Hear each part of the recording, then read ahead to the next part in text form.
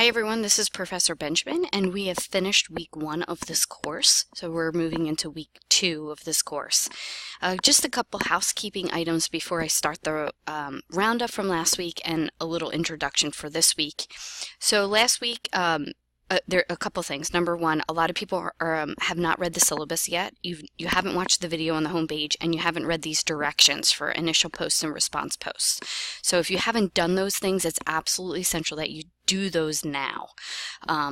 Number one, we cover 2 sessions per week, meaning you have 2 initial posts, 2 response posts, and sometimes 2 quizzes due each week. Initial posts need to be at least 300 words, contain in-text citations and MLA sourcing as well as paragraphs, and proper capitalization and mechanics. They're almost like mini papers answering questions. Make sure you don't use any I statements in any initial posts. In response posts, you're more than welcome to use I statements, but not in initial posts. If you were the 7th or 8th or 9th person to answer a question, I reached out to you personally, so make sure that you aren't the 7th, 8th, or 9th person to answer the same question. There are 6 questions. There's 36 people in this class, so only 6 people can answer each one of the questions, okay? So plan ahead. Some people have already made their posts for next week because they wanted to get in early. They saw a question that they liked to answer and they did that. Another thing is you have to spend time reading in this class. If you're not going to put the time in, you're going to find yourself falling farther and farther behind. So it's absolutely essential that you spend about 2 to 3, maybe more than that, hours a week reading material for this class. Remember, we don't meet in the classroom, so typically if you were in a regular class, we would be meeting 4 times a week for at least an hour and a half each. So that's a significant amount of time that you should be online. And that's not counting in homework and other requirements that you should have. I can tell that a lot of you aren't actually reading the material in detail and more than once. So sometimes you actually have to read stuff over. The first time you read it, you may not understand the material, and then you have to read over it again. I know we all have busy lives. We have tons of things going on, but we are taking a 7-week condensed course where we're trying to fit 15 weeks of worth of work into 7 weeks, so you're going to have to put time in. You're really going to have to buckle down for 7 weeks and put the time and energy into the course that you would in a normal college level course. So make sure that if you're struggling with writing, that you are having someone proofread your submittals before you submit them, etc. All right, so they're my housekeeping items. As we move in, next week we're going to cover this week we're going to cover session 3 and 4. It's a lot of material that you have to read. Big chapters in the textbook, quizzes, so you have 2 quizzes due by May 26th, 11:59. I know that it's Memorial Day weekend, but I could close everything early, and I don't want to do that. So I'm leaving everything open for you. Even though technically the college is closed, I'm leaving things open. I could close everything on Friday, and I don't want to do that. So I'm leaving things open through the weekend so that you have time to work on material. So you have an initial post due for ethics, economics, and policy, and you have an initial post due for consumption and waste by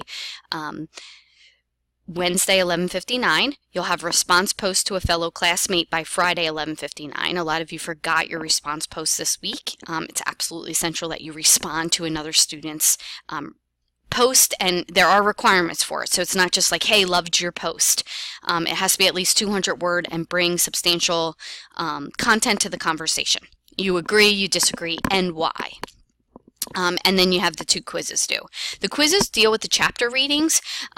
They don't deal with the extra readings. The extra readings really are tailored more towards the forum posts, and the chapter readings are tailored towards the quizzes.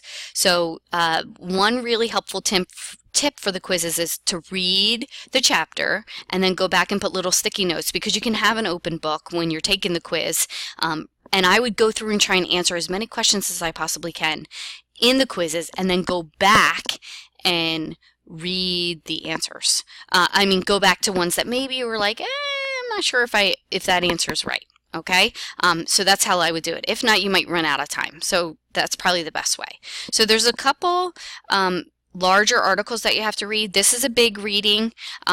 This is a big reading, and this is a big reading. So you have a couple big readings this week. You're going to want to watch the story of Cap and Trade. You're going to watch the story of Stuff. These are two really good short videos. They're about 20 minutes each. And this one talks about cap and trade, which is setting a cap or a limit on pollution, and then companies that meet that standard could then sell their credits on on an open market. So it's almost like a stock exchange. So the price would be set, but the demand of the market would either make the permit or make the credits go higher or lower in price, etc. All right. California's put it in. They're struggling with it a little. They actually were succeeding, and now they're struggling. So there's a lot of people for and against cap and trade. It's a way that we can bring economics to environment. A lot of people like. They tend to take care of things if they're worth more or if they have a price tag on them. So that's that.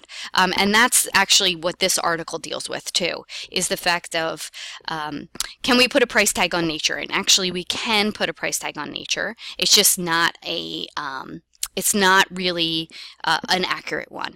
So your text talks about hedonic valuation and ecological valuation and contingent valuation. So you want to make sure you read that portion of your textbook because it's really important to this question. And this article actually shows you how, through cost-benefit analysis, we put a price tag on nature, or how we put a price tag on lives. For example, they use arsenic in the drinking water as a good example in this. And the fact that we don't value the future, we look at now.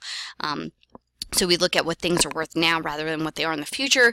So a forest is actually worth more now than it is in the future, which sounds weird because you think it would be worth more in the future because we would protect it, but it's actually not. The way that we do the valuations, where we ask people their opinion, what they're willing to pay, and actually what they would pay, are all problems with cost-benefit analysis. So make sure you read this. And then in this chapter, we also talk about environmental injustice, which is a really huge issue. It used to be really race-based. So a lot of times, a lot of industrial facilities would move to African American neighborhoods because they considered the land cheaper, tax breaks, etc. But actually now, it's environmental injustices are really across a lot of races. The issue actually deals with income level and lack of education of the individuals in those areas. So people who may not have a legal background or may not understand the political process, all of those people are exploited. And people who just don't have an income level to, maybe they're working 2 and 3 jobs and they can't go to the town meeting. So all of that plays a role. So these are ethics, economics, and policy.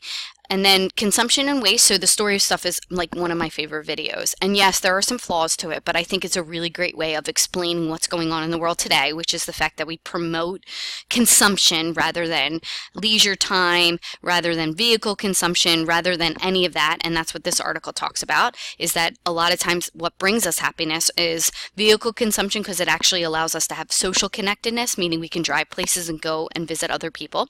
And leisure consumption, which is vacations, actually bring us more. So that idea of experience rather than stuff. So buy people experiences, meaning buy them movie tickets or buy them tickets to a park or something like that, rather than buying them stuff, because they actually will remember the leisure more than they'll remember the stuff. And so think about that a little bit. Like, I remember my grandmom's cooking rather than what she bought me on my 5th birthday. I can't remember that, but I can remember really cooking with her and recipes and things of that nature. So that's kind of the whole ideal of it. And there's been a lot of data coming out on that recently. So the United States actually has the highest suicide rate. We also have one of the highest rates of individuals that are depressed, and a lot of people are doing a lot of studies on why is this. And one of the things they're finding is, of course, social media, and number 2 is the fact that we feel like we have to have all this stuff rather than relationships with individuals. Okay, so this is the crux of this. And Walmart, and we'll talk about fair trade in this session. So fair trade is a big deal. Fair trade is when we pay people fair and equitable wages, and you'll talk about that in sustainability as well. So next session we'll talk about that as well. So you have a lot of questions that you can pick from and answer from. Remember, use the sources I have given you. Please, I don't want to see outside sources. You can use an outside source here or there to maybe back up another point, but I want you to use the sources I've given you as the main meat of the document. Okay, make sure that you are reading over your documents before you submit them. Paragraphs, in-text citations, MLA formatting at the end. So almost like little mini 300-word papers, okay? And work hard, keep your head up, you're doing well. and we'll only have we only have a short time together. So I hope that you're enjoying the material at least, or at least giving it a chance. I look forward to your submittals this week. If you have any questions, feel free to reach out.